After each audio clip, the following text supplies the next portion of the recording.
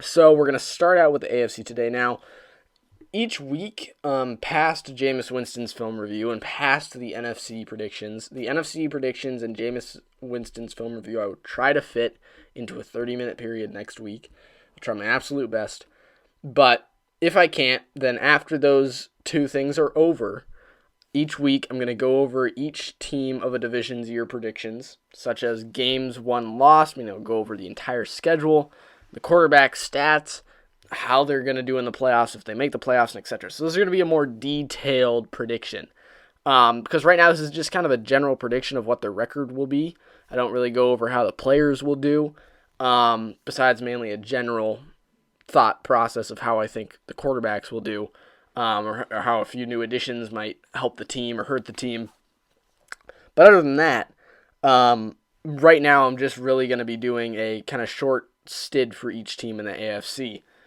So here we go with my first predictions episode of the offseason. Now I'm going to start out with the AFC North. I believe the Ravens will have a 14-2 record.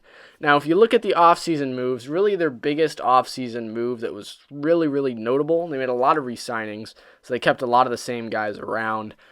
They still have Lamar Jackson, still have Mark Ingram, still have Hollywood Brown, still have a lot of those good players on offense. And they traded for defensive end Calais Campbell. So I believe that the Ravens will boost up to 14-2.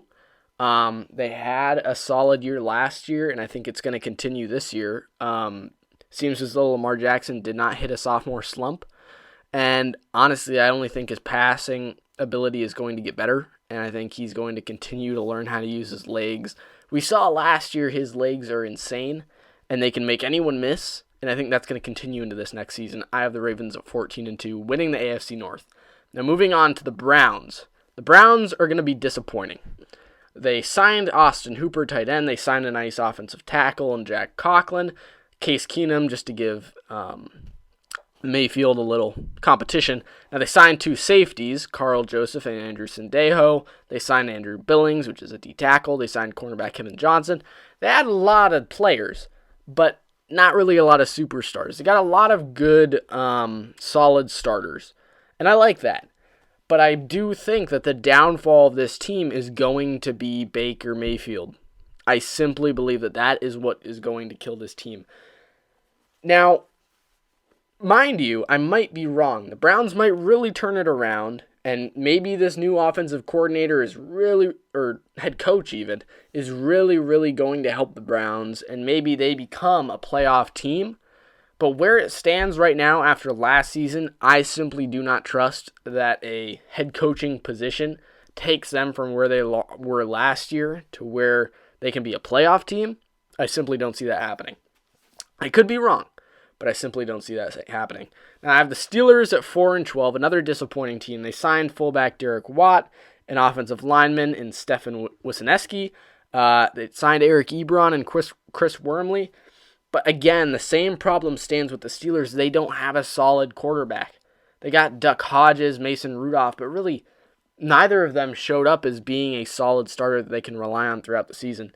I feel like they're just going to have a really down year. I feel like they might draft a solid quarterback, but again, I don't think they're going to draft anyone who can get them above 4-12 in their rookie year. But yeah, that's where I have the Steelers, third in the AFC North. And dead last come the Bengals yet again. They signed DJ Reader. He's a D tackle. They signed Trey Wayne, signed Von Bell, and a few more lower additions. But again, I do not feel. I think the biggest story here in the AFC North, besides the Ravens, is the quarterback position. I do feel as though the quarterback position will be the death of them. And I feel like pushing Joe Burrow into a starting role is something the Bengals would do. Sadly, I feel like that's something they would do. Now, they do still have their starter that has been their starter for a good while before. But I do believe that if that starter doesn't do that good, they're going to push Joe Burrow in. I just really feel like they're the organization to do that. Them or the Redskins are the type of team to just force someone in because they need money. They need ticket sales. They need people to tune into the games. And if Joe Burrow is going to get them to that, despite whether or not he's ready to win games, I guarantee you they do it. And it's sad. It really is. But you got to remember, the NFL is a business. They've got people trying to make money. And if putting Joe Burrow in early is going to help them get more money, then expect him to do it. Just expect him to do it. I mean, I will not be surprised if it happens.